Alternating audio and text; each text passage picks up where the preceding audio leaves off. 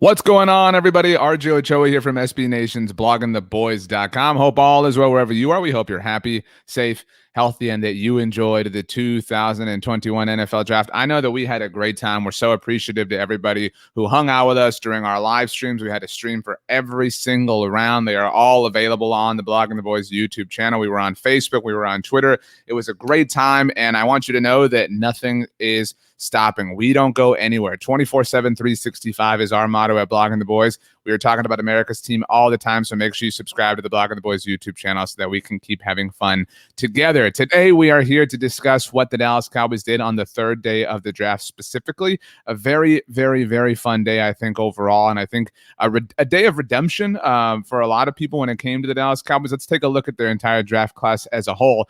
Obviously, the Cowboys exited Friday night with Micah Parsons, Kelvin Joseph, Osa Adigizua, getting much better pronouncing that, by the way, Chauncey Golston, and Nashawn Wright to their class. But on Saturday, they added a number of players, a number of very interesting players. Let's go ahead and roll through them. Jabril Cox, the talented, the versatile linebacker out of LSU. Josh Ball, the tackle out of Marshall. I think definitely the pick that the Cowboys fans are a little bit most upset by. Obviously, Josh Ball has a lot of red flags coming into the NFL from his time in the college football landscape. In the fifth round, the only round where the Dallas Cowboys didn't necessarily have 1,000 picks outside of the seventh round, the Cowboys took Simi Fehoko, the wide receiver out of Stanford, a very exciting project. We'll talk about him in a moment. Quentin Bohanna, the first of 2 picks in the sixth round for the Dallas Cowboys, the star nose tackle. That's right, I'm putting it into prophecy for the Dallas Cowboys coming out of Kentucky, the second Wildcat the Cowboys drafted as they took Kelvin Joseph in the second round. They rounded out number 6 in terms of rounds overall with Israel Mukuamu, who, by the way, we spoke with. You will see that interview later on in our YouTube channel, in our feed. It will also be available as a podcast on the Blogging the Boys podcast network. A very humble young man, a very, very awesome player, somebody who I think you're going to enjoy rooting for. So be on the lookout for that interview to drop later on Sunday. Call him safety, call him corner if you want, but overall, the just massive DB out of South Carolina, Will Muschamp, a friend of Dan Quinn's. And finally, in the seventh round, the Cowboys taking Matt Farniok, the guard out of Nebraska. So as we set things up to kind of roll through each player individually here, I do think that it was a day of redemption for the Dallas Cowboys in that they walked away with answers to some things, and they walked away with double dips at certain positions. Obviously, prior to Saturday, the Cowboys only had 1 linebacker to their class, obviously, and Micah Parsons, who they took in the first round. And let's go ahead. Let's go in order. Let's go in chronological order because I want to keep things nice and simple. Jabril Cox, look, a very, very, very talented linebacker for the Dallas Cowboys. And the value here is what I think people are most excited about and most enticed by. This is, I think, without question, the best value that the Cowboys were able to obtain. Obviously played some elite football, a national champion during his time at LSU, and somebody who I think you look at the overall state of the Dallas Cowboys linebacker room now that they have Jabril Cox. Dan Quinn, as mentioned, several times, if you haven't seen it yet, he spoke to the media on Saturday night following the conclusion of the 2021 NFL Draft. And I mean, he talked about how he was excited to have all these players, which is a good thing, but he talked about the linebacker room specifically. And he talked about how Keanu Neal, in spite of the fact that the Cowboys drafted both Micah Parsons and Jabril Cox, is going to be a linebacker for them. So don't get confused. I know we had talked about this and kind of speculated about it during our live shows, but Keanu Neal staying at safety, which means the top 5 safeties for the Cowboys, and I tweeted this, I don't mean this in order, but still just from a quantitative standpoint, Leighton Vander Esch, Jalen Smith, obviously Micah Parsons, Jabril Cox, and Keanu Neal, the free agent addition. And so if you're telling me that Jalen Smith is the 5th best linebacker on your team, I know that you're saying that's every team in the NFL, but I do think that the group has seen a massive makeover, and we knew that that was the case on Thursday night in the first round when the Cowboys took Micah Parsons, but landing Jabril Cox really went a long way. It's solidifying the fact that, to be frank, I mean, the future is in jeopardy for Leighton Vander Esch. I mean, this recap's going out on Sunday, May 2nd. On Monday, May 3rd, the Dallas Cowboys are going to have to decide formally whether or not they want to pick up the fifth-year option on Leighton Vander Esch, his rookie contract. You will recall that Leighton was a first-round pick in 2018, which means that is why it is fifth-year option time. But because he was a first-round selection in 2018, his fifth-year option value is fully guaranteed. The class of 2018, the first where that is the case. And so Stephen Jones said on Saturday in the team's post-draft press conference that, they were still thinking about it, that they were going to have conversations. Dude, you do not have to think about a conversation where you are going to fully commit 100% $9 million to a linebacker that has had a hard time staying on the field for you. If you are going to do something about it, you're going to do it in the NFL draft by drafting Micah Parsons and by hedging that bet with Jabril Cox, because I think, where the Jabril Cox pick is different for me than Micah Parsons is the Cowboys. And look, they're going to say that every player they took was the best player on their board no matter what. But objectively, you can understand how Micah Parsons was the best defensive player on their board when they traded back from 10 to 12. At least, even at 10, you could say that, but obviously at 12, after the two offensive players went, Devontae Smith at 10 to Philadelphia and Justin Fields ultimately at 11 to Chicago after New York traded out themselves. But, while the value is insane, and it's really, you look at the NFL draft obviously as a value proposition. How do we maximize obtaining value with different spots throughout the draft, specifically on day 3, which is what we're talking about here?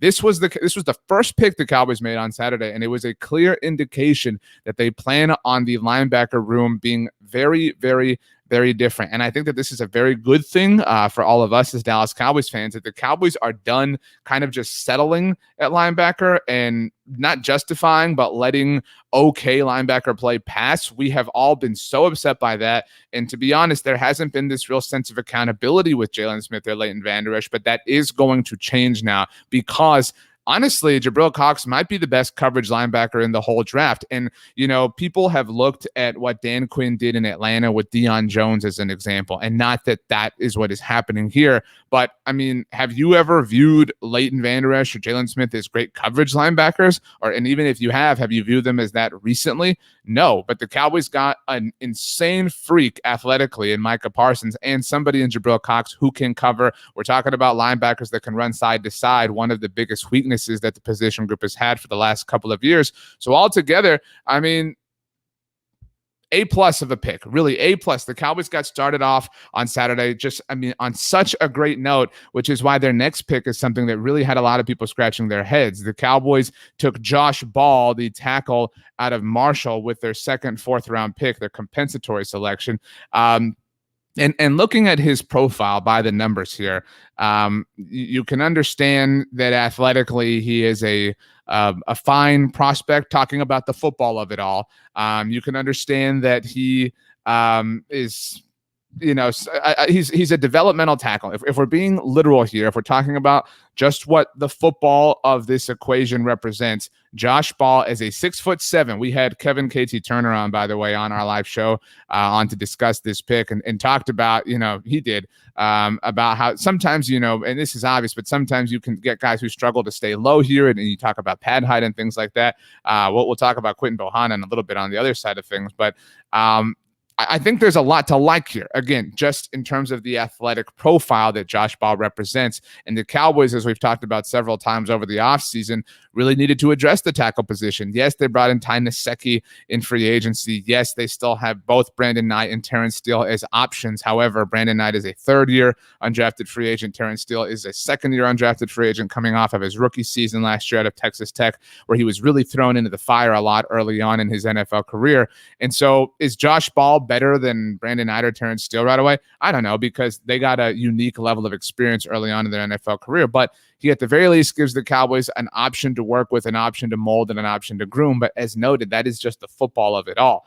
And while, we will wait and see what the Cowboys have to say in the coming weeks, and obviously they'll be asked about Josh Ball more. He has a very, red flag labeled past in terms of his time in college football, as mentioned. We spoke about it on the live shows. And so, there's no justification for red flags ultimately. But the Cowboys have spoken at several instances throughout the offseason about wanting a culture change, especially on defense. And granted, this is an offensive pick. This was the first offensive pick the Cowboys had made, by the way. They had gone nothing but defense. The Cowboys, for the first time in franchise history, spent their first 6 picks on the defensive side of the ball and finally broke into the offensive waters with Josh Ball. It's as a Cowboys fan, as just a person with a brain, it's hard to hear the phrase, "Oh yeah, we're trying to institute a culture change" when you draft somebody like Josh Ball, which is why that pick has a lot of fans feeling a little bit skeptical. So it is what it is ultimately, but back to the football of it all, I mean, he really does offer the Cowboys an interesting option. I don't think, again, it's anything worth getting supremely excited by. We're talking about a 4th-round tackle prospect here, and to be clear, the Cowboys have struggled when it's come to drafting linemen in this area. I think people look at the Cowboys offensive line, or at least what their idea of the Cowboys offensive line is, and they say, well, they're really good at this. Yeah, they're really good when they draft Tyron Smith, Travis Frederick, and Zach Martin. But outside of that, Lyle Collins was, somebody that fell to them, obviously, with extreme circumstances now 6 years ago. But outside of that, I mean, they drafted Chaz Green in the 3rd round in 2015. We spoke a lot about Connor McGovern on the live shows, another 3rd-round pick 2 years ago. I mean, the Cowboys have not done well at landing tackles on day 3, or offensive linemen in general. Granted, they did take Tyler Biadasz in the 4th round last year, somebody who they traded up in order to take, actually. Another trade, back-to-back trades the Cowboys have orchestrated with the Philadelphia Eagles in 2020 and 2021. But so we'll see. I think this is probably, I think I speak for all Cowboys fans in saying that's the pick that Cowboys fans have the most issues with, and a lot of that is non-football related.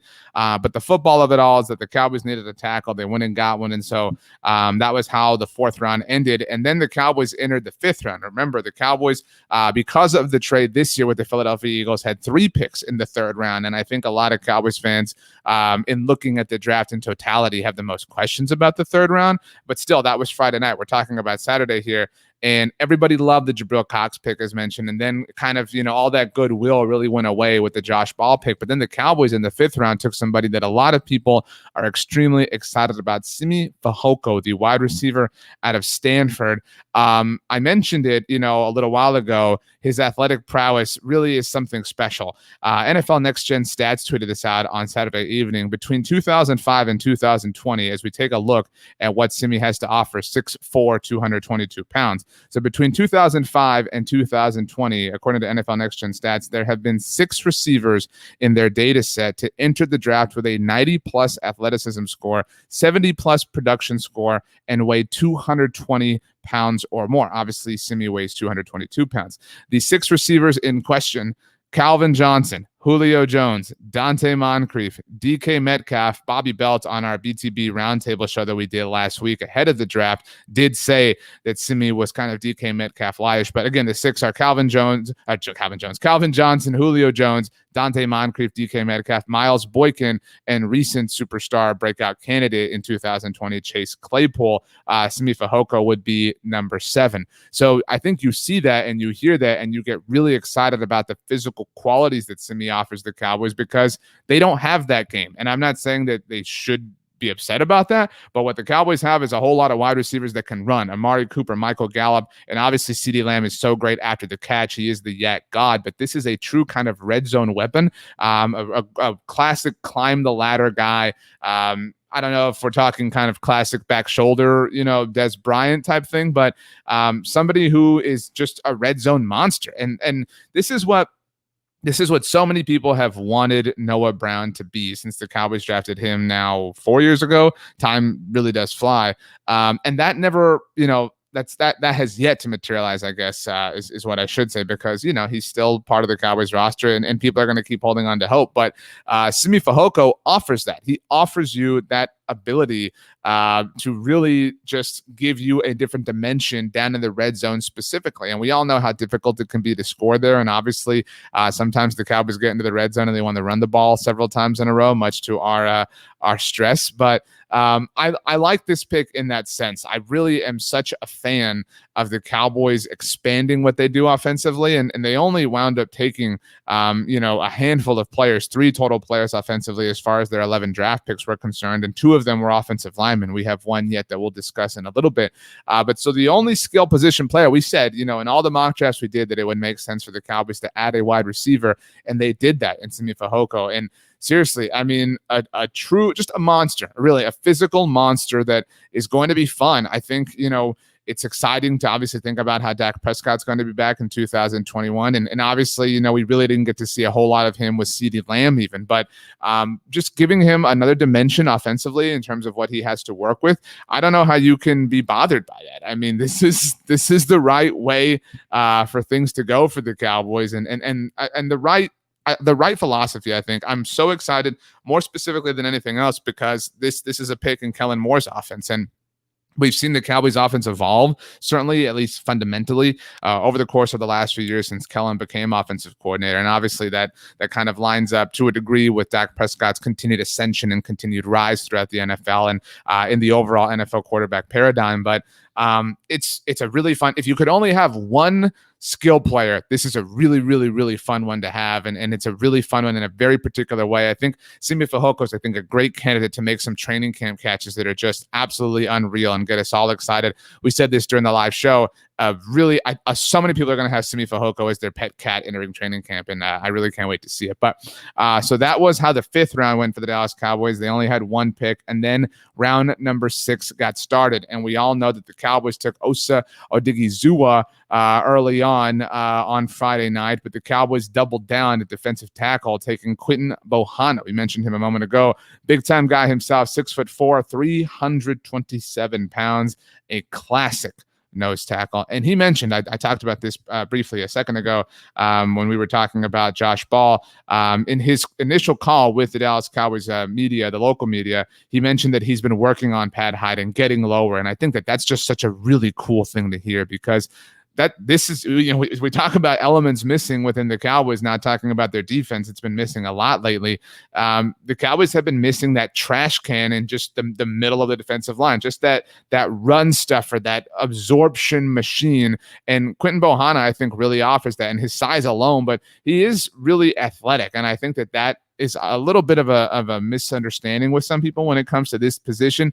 But the Cowboys, again, taking him in the 6th round pick, 192 overall. And athletically, again, something to be impressed by. I think, we're talking about somebody who he has a very specific job, right, with the Dallas Cowboys. This is not your supreme athlete of a defensive tackle, but the Cowboys overall at the position group, I mean, I said it this time last year, they had a sneaky amount of depth at defensive tackle just as a whole, because this time last year, the Cowboys had Gerald McCoy. They had signed Dontari Poe, and we all were unaware that was going to be one of the worst free agent decisions in a long time. And they had just drafted Neville Gallimore, and Tristan Hill was somebody who was, a real big disappointment during his rookie season. And so now you look at what the Cowboys have. They've got Tristan Hill. They've got Neville Gallimore. They still have Antoine Woods. They have Osa Odigizua. Now they have Quinton Bohanna. And Quinton is a little bit different than everybody else. Again, he offers that nose tackle potential. And Dan Quinn is somebody who has had a lot of success, not purely success, but has had a lot of success working at that position, working in the trenches throughout his career defensively. And so I think it's fair to believe that Dan Quinn, it's obvious that Dan Quinn had his hands all over this draft class for the Dallas Cowboys. The 3rd round pick, we all know which one, seems to be his particular, influence. But ultimately, this I love them doubling down at defensive tackle in general, because this is a position that has slowly been restocked over the course of the last now 3 years. Again, the players we're talking about here: Tristan Hill, 2019 2nd round pick; Neville Gallimore, 2020 3rd round pick; Osa Odigizua, 2021 3rd round pick; Quinton Bohanna, 2021 6th round pick. There are no more outside of Antoine Woods, just kind of, the phrase Tyrone Crawford replacement has been thrown around a lot, and it's been used specifically talking about Chauncey Golston throughout this draft cycle, this draft season, and in terms of the actual draft itself. But to me, Tyrone Crawford also represents this kind of just veteran that's hanging on. A lot of people, while, we've all, paid our respects to Tyrone Crawford's career in the aftermath of his retirement. I mean, as you know, there were a lot of Cowboys fans who were not big fans of Tyrone Crawford throughout his career. And he was kind of, you've always got that guy, I think, on the Cowboys, that veteran who makes too much money in people's eyes. Brandon Carr held that mantle for a long time. And then when he left to Baltimore, Tyrone Crawford kind of picked up where he left off. And so there's always that one guy that people sort of tend to target in that capacity. And so ultimately, I mean, even, you consider the Cowboys when Joe McCoy and Dontari Poe last year, and granted, they did bring in Brent Urban this year, who has some flexibility to move around, but there's not that just older dude who's hanging on at defensive tackle anymore. It's a young man's game for the Cowboys, which is nice. There's a lot of change happening over time. It's taking time for those changes to take hold. But still, I mean, it's change, and that's respectable. And again, ultimately, this is a Dan Quinn draft, and however it goes, it's all going to depend on Dan Quinn and the success that it has within him. And if it doesn't take, I mean, we will forever remember this as the year that Dan Quinn got his wishes and then didn't have any success translate to the field on Sundays. But if it works, I mean, this is a lot of trust that the Cowboys have put in Dan Quinn in terms of what he believes specifically. I've mentioned several times already that Dan Quinn met with the media on Saturday night. He joked about Quentin. He said that the Cowboys were going to line him up on the outside and had a lot of fun. It was a really great press conference, I thought. It was his first public speaking, situation as the Dallas Cowboys defensive coordinator, and I thought he handled it well. And I think that a lot of people think that he handled the draft well. Obviously, grades are different. However, sometimes grades are great, sometimes they're not. And wherever you look right now, grades are all over the place when it comes to the Cowboys draft class. But if there's anything that's, obvious within the draft class as a whole, it's the common threads. And another one is with the Cowboys' other sixth-round draft pick, Israel Mukuamu, who, again, we sat down with. That interview will be available to you later on after this video in our YouTube channel and on the Blog on the Boys podcast network. A really fun guy, someone who you're going to absolutely love. But again, 227th overall pick for the Dallas Cowboys, sixth-round selection. And the number that jumps out, 6'4". That's just the first thing you see, and it's so difficult to get over that. And obviously, 212 pounds overall. We've got him labeled as a safety, and there's some discussion about this. Played corner at South Carolina, but does have the flexibility, maybe the free safety of the future for the Cowboys if things don't work out with DeMonte KZ. Granted, KZ is only on a one-year deal, but Israel fits the Dan Quinn mold, and we've talked about this. And when you look at what the Cowboys tried to do with Chris Richard, so much has been said really since that year, the year prior almost in 2017 when Jordan Lewis was drafted, about how Jordan Lewis didn't fit the mold, didn't fit the physical requirements the Cowboys have. A shorter corner certainly than Israel, and then Nashawn Wright, and you get the point. But this is clearly Dan Quinn going full Richard Sherman, Brandon Browner style. And I think people hear that, and I want to caution against it, because I think people hear that and say, okay, they're just trying to recreate the Legion of Boom. I don't see it that way. I see it as the Cowboys saying, Dan Quinn believes that these are physical traits. These are not things that can be taught. These are physical traits that translate well defensively in the secondary. And I think it's hard to deny that when you look at Israel Mukuamu by the numbers. 34-inch arms. I mean, and look, the wingspan is absurd. When you think about this, this is a huge person. I mean, a very physically big DB, wherever he's playing, whether it's corner, whether it's safety. I mean, let him go run routes. I mean, seriously, I mean, he is a monster. And that is something that has been missing, is these massive corners in totality. Obviously there are exceptions, every now and then, but it is very, very, very clear that Dan Quinn wants to build a defense that features large corners, large DBs overall, corners on the outside, corners on the inside. Israel played in the slot at South Carolina as well. I mean, and you can understand the common sense of that, right? I mean, big player cover small player, big player take up big space, quarterback have tough time throwing ball in big space. I mean, there's a simple, A to B, dot connection there that is easy to understand and easy to interpret. But I think Israel's more than that. And I think that, in talking to him, he talked about how people have a misconception about his game, that because he's big, he can't run. And that's the thing. The Cowboys focused on big players, certainly, but big players that are athletes. And it's very exciting to consider that they may have, really just like we talked about the linebacker position and the defensive tackle position, revamp the cornerback group overall, or the secondary group, depending on how you classify Israel again, because the Cowboys walked away with Kelvin Joseph and Nashawn Wright at corner before they drafted Israel Mukuamu. And so ultimately, while the Cowboys didn't draft a true safety, we talked about a lot of them. We tried to will a lot of them into existence on our live show. Look, the Cowboys have played around with this, and I will personally be frustrated if they don't define a position for Israel Mukuamu, because they did the same thing with Reggie Robinson last year, right? Okay, we're going to take this corner. He's going to play safety. No, just take a player, a rookie, a young player. This is a 6th-round pick, and don't make the job more difficult than it has to be. I think we all trust Dan Quinn to play Israel and everybody else at a position where he'll have success. But still, from day one, decide what it is and work towards that, because the Cowboys, while they love position flexibility, just continually flexing back and forth, up or down, left or right, isn't, helpful or doesn't yield the results you want it to. It only adds to the confusion of it all. We mentioned Tyrone Crawford. The Cowboys did that with him. I mean, early on in his career, it was, is he an end? Is he a tackle? Where do we line him up along the defensive line? You would think that if he'd had one position to commit to early on from day one when he was a rookie, that things would have maybe turned out differently for him with the Cowboys. And so I hope, for Israel's sake, for our sake, that the Cowboys don't just continually try to move him around all over the place. But again, athletically, his athletic profile, there's a lot to like. And so very excited to think about what Dan Quinn uncovered for the Cowboys in the 6th round. The 7th round final pick for the Dallas Cowboys in the 2021 NFL Draft, their 11th selection of the class. Matt Farniok, guard out of Nebraska, the 238th overall selection. And, they needed a guard, and I don't know that you should, place in, and I think we're just being honest here. I don't know that you should place a supreme amount of hope on this. This is clearly a project. This is clearly we'll see what happens here. Tennessee's Trey Smith went undrafted, which was unfortunate, didn't wind up undrafted. Excuse me, wind up with the Kansas City Chiefs, and that was somebody who we were trying to, ultimately get on the Cowboys as well on the live show.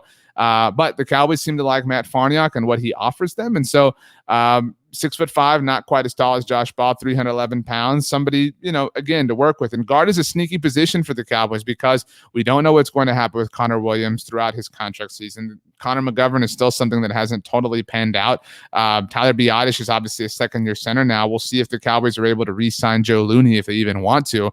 But Matt Farniok offers them an option. That's really what this boils down to, an option, another option for the Cowboys at guard, just because they really don't have a lot. And so, this is dart throwing time. It's the 7th round. You're trying to get lucky. You're trying to hit on a great pick. You're trying to ultimately find somebody that was sitting out there for the wrong for no reason, and you were really lucky about it and you pulled it off, and congratulations to you.